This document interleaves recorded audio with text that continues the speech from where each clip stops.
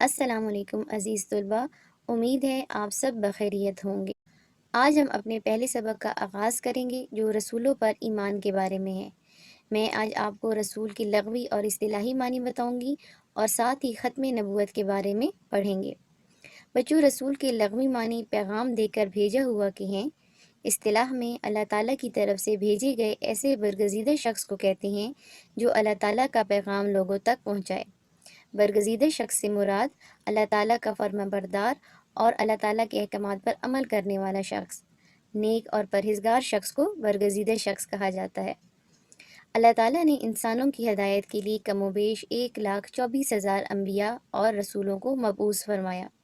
مبعوث کا مطلب ہے وہ شخص جو کسی خاص مقصد کے لیے اس دنیا میں بھیجا گیا ہو۔ یہ سلسلہ حضرت آدم علیہ السلام سے شروع ہوا اور حضرت محمد صلی اللہ علیہ وآلہ وسلم پر ختم ہو گیا۔ ختم نبوت۔ ختم نبوت سے مراد ہے کہ حضور اکرم صلی اللہ علیہ وآلہ وسلم اللہ تعالیٰ کے آخری نبی ہیں۔ اب آپ صلی اللہ علیہ وآلہ وسلم کے بعد کوئی بھی نبی یا رسول نہیں آئے گا۔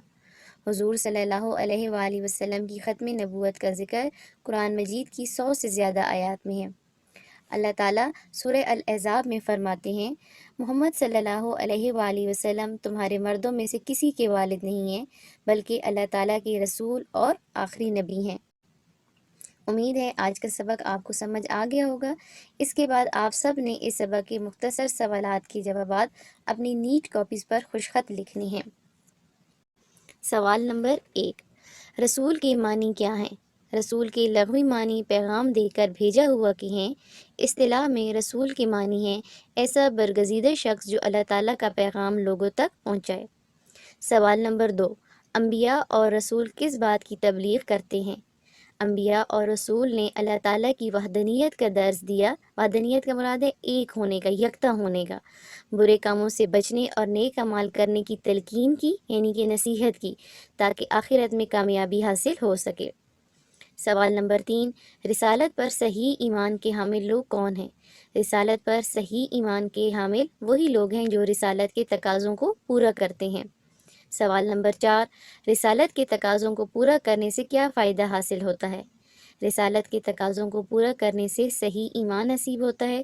دنیا اور آخرت میں کامیابی اور سرخروئی رسالت کے تقاضوں پر عمل کرنے سے ہے۔ سوال نمبر 5، بارگاہ رسالت میں معمولی سی بے ادبی کا کیا نقصان ہے؟ بارگاہ رسالت میں معمولی سی بے ادبی ساری زندگی کے نیک اعمال کو غارت کر دیتی ہے، یعنی کہ خراب کر دیتی ہے، ضائع کر دیتی ہے، یہاں تک کہ انسان دولت ایمان سے بھی محروم ہو جاتا ہے۔ امید ہے آپ کو ان سوالات کے جوابات بھی سمجھ آ گئے ہوں گے۔ ان تمام سوالات کے جوابات کو اپنی نیٹ کاپیز پر لکھیے گا۔ اپنا خیال رکھیے گا۔ اللہ حافظ۔